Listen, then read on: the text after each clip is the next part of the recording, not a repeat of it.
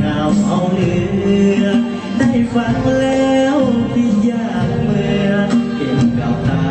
ทรงคำเขาสาสาวศิลปะ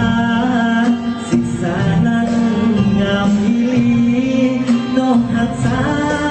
บางเพณีที่ของลาวเมื่ออายได้สมว่าเป็นคำเขาลือสาน้องสง่า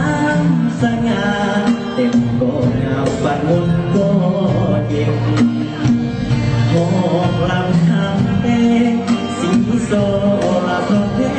นาเสียงว้าวและคำว่าจากิริยาสุภาพอ่อนหวานงามแสนงามเมื่อยามน้องฟ้อนเป็นตาสะอ่อนนวลอ่อนทั้งโยนทั้งโยนมาเห็นบางอ่อนงามงอนโบยานอันนี้น้องหัก